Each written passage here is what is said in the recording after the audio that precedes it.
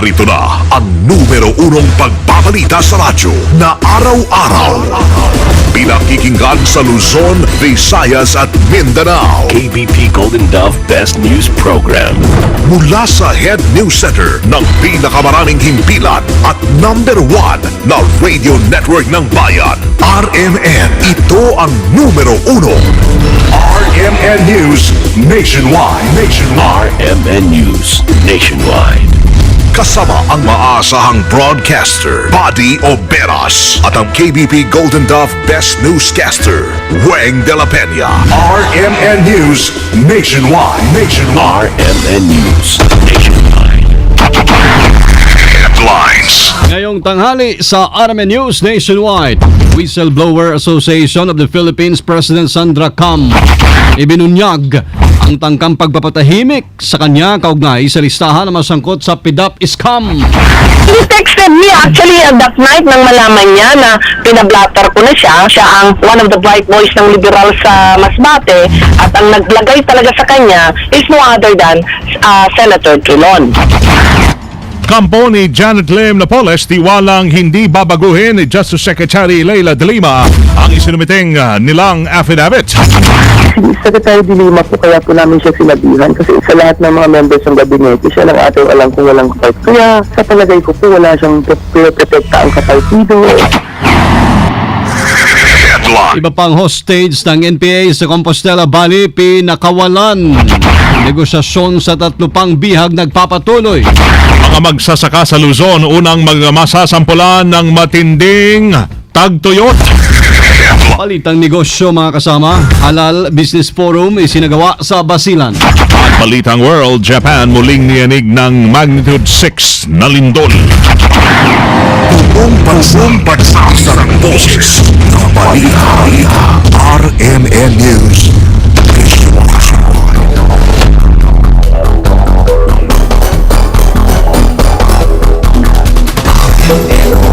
Mabuhay Pilipinas, ngayon po ay tanghali ng Lunes, May 5, 2014. Ito ang numero 1 RMN News Nationwide. Ako si Buddy Obera. Ano pa naman si Weng de la Peña, tayo ay live sa DWNX 91.1 RMN Sunaga, DCRS 1179 RMN Sorsogon, DYKR 1161 RMN Kalibot, sa DXCC 828 RMN Cagayan de Oro. Thank you.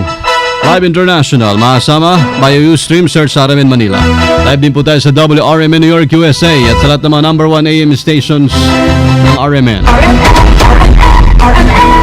Iniwala ang presidente ng Whistleblower Association of the Philippines na si Miss Sandra Cam na may gustong magpatahimik sa kanya kaugnay po sa hawak niyang listahan ng mga pangalan na sangkot sa pork barrel scam.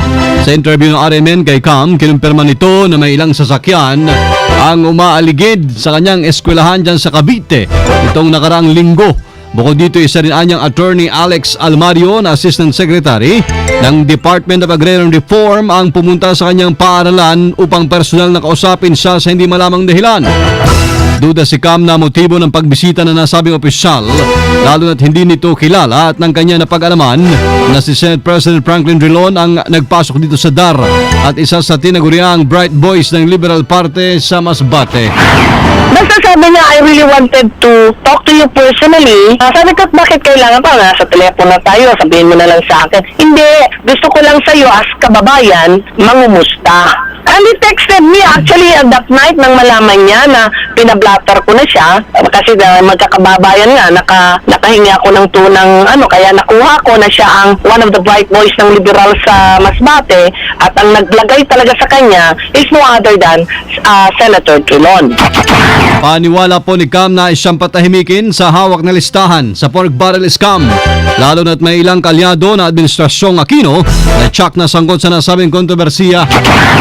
Secretary De Lima who made the press conference that she has that list na may signed affidavit si Mrs. Napoles and it involves a lot of lawmakers that she has to ask first Pinoy. So, hindi lang po position ang nandun, pati po allies ng administrasyon na to. And that's the reason why, if you remember that Senator Lacson said in his press conference na may nagbigay sa kanyang asawa mismo at anak that it was a sign na nag-threaten pa siya na kung isanitize yung listahan, that's the time na lalabas siya ng kanyang listahan.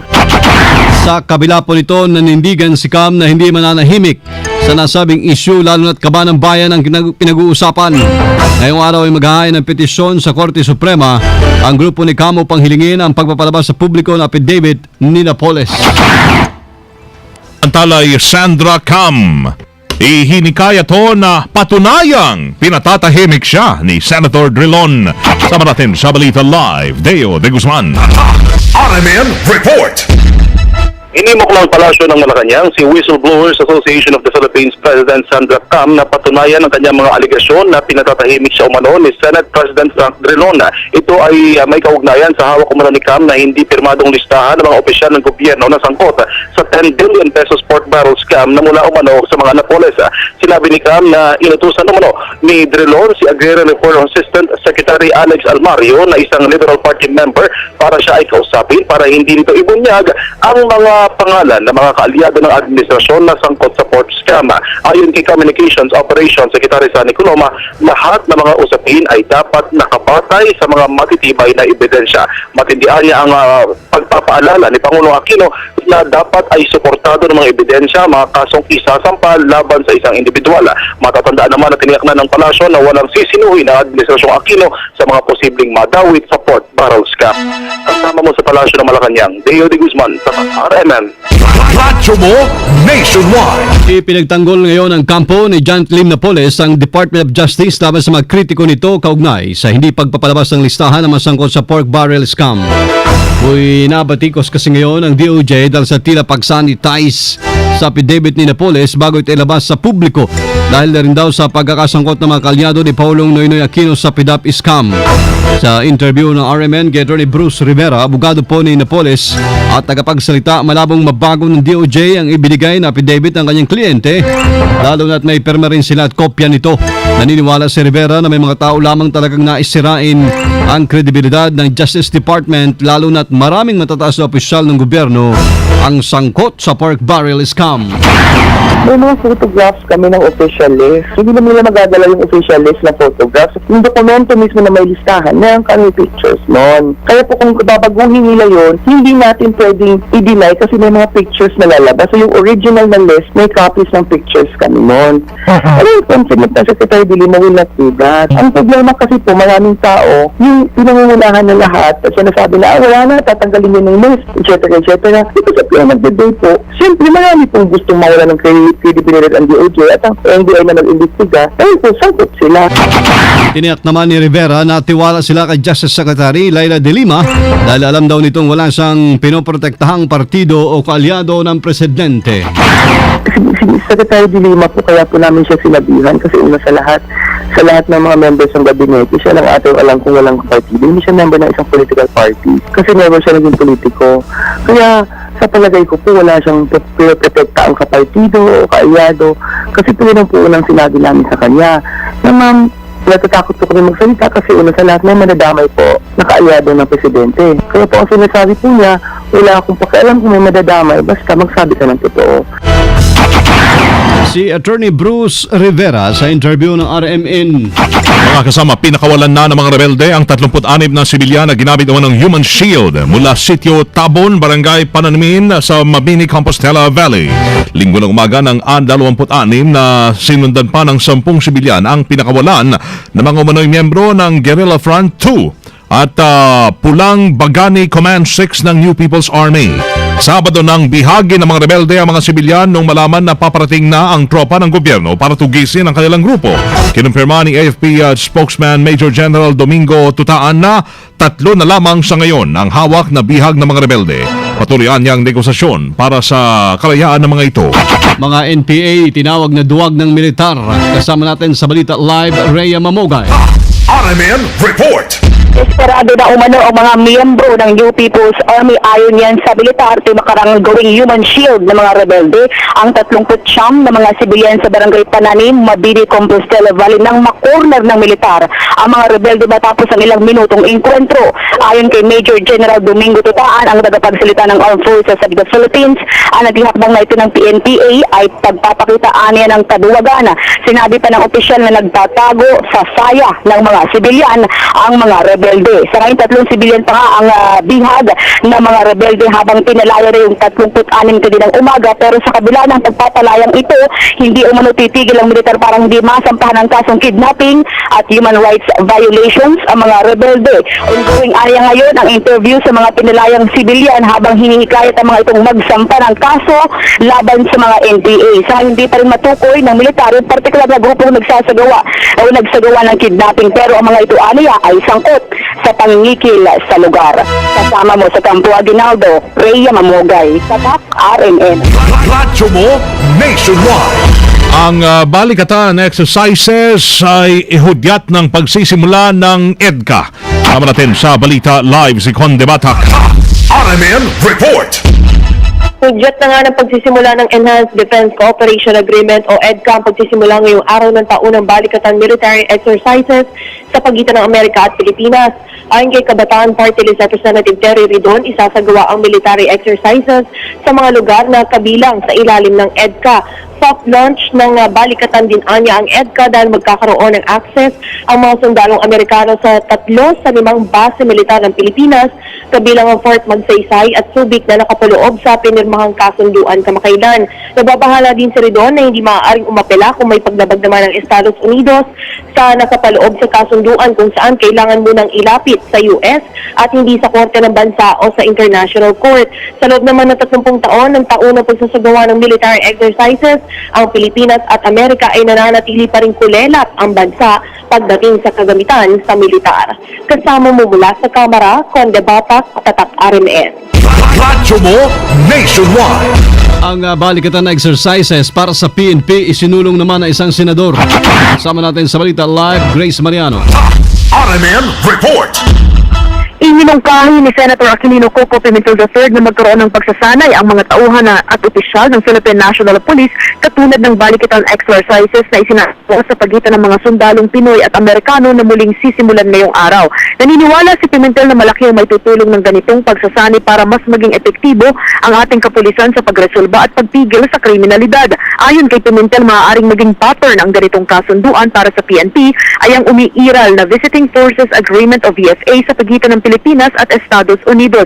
Kung sa mga sundalo ay balikatan exercises ang tawag, sinabi ni Pimentel na mainam naman daw na tawaging kapatiran exercises ang pagsasanay na gagawin sa pagitan ng ating kapulisan at kanilang counterparts sa ibang bansa. Inihalimbawa ni Pimentel na maaaring makatandem ng ating PNP sa ganitong pagsasanay ang Scotland Yard ng United Kingdom na maaaring magbahagi sa ating mga otoridad ng advanced police training, pati forensic science at iba pang mabisang teknik sa pagresolba at paghadlang sa mga krimen.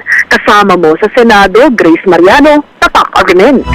Radyo mo nationwide. Samantala ay mga kasama ng COMELEC na nawagang magpatala na ho dahil magsisimula na bukas ang registration. Sama natin sa Balita Live, Angel Ronquillo.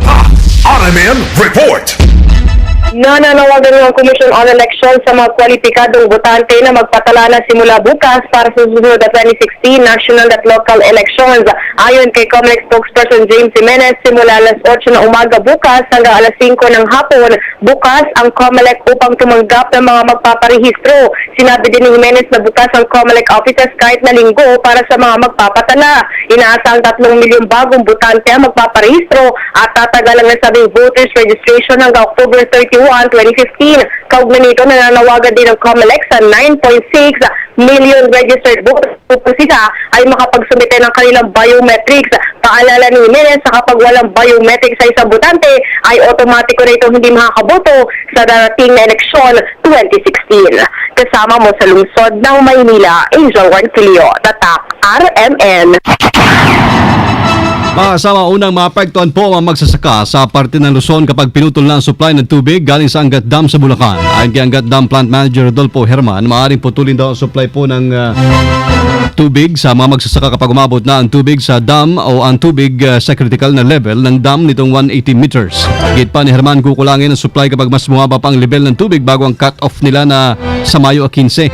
Sa ngayon ay pumalo na sa 182.79 meters ang level ng tubig sa dam mula sa normal level nito na 212 meters. Kung magpapatuloy, posibleng sa susunod na linggo ay maabot na ng dam ang critical level.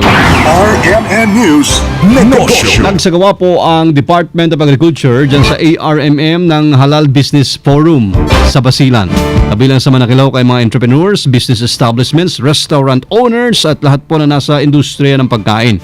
Ayon kay Basilan Provincial Veterinarian Dr. Sorhaida Agisanda, layo ito na ihanda ang business sector sa ARMM para sa $1 billion na potensyal ng halal industry.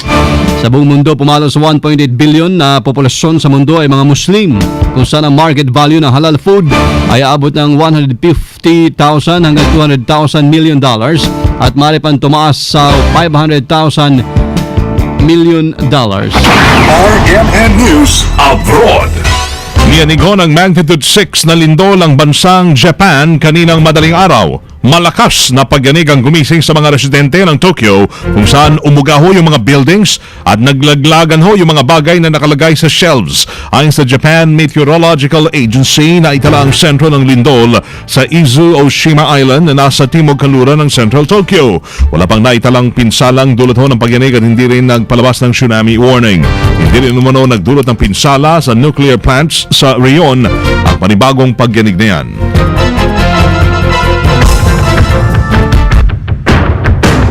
Live tayo mga kasama bot sa RMN News Center, Makati City, Metro Manila, Philippines. Inyo pong narinig ang numero 1 RMN News nationwide. Ngayon pong Lunes ng tanghali, May 5, 2014. Pwedeng panoorin ang naging pagbabalita namin ngayong alas 12 ng tanghali sa YouTube. Itype lamang ang RMN News nationwide. Thank you Lord, muli po tayo nagkasama-sama. Salamat din ho sa inyong naging panahon sa amin. Kasama nyo sa serbisyo publiko, ako si Buddy Oberas. At Weng de la Peña. Dito pa rin sa tahanan na may pinakamaraming number 1, pinakamaraming himpilan. RMN. Radyo mo, nationwide. Pinakamalaking mga balita abot sa bawat Pilipino sa bansa-bansa. RMN News Nationwide. Alas 12, 19. RMN CSO General Manager Attorney Jose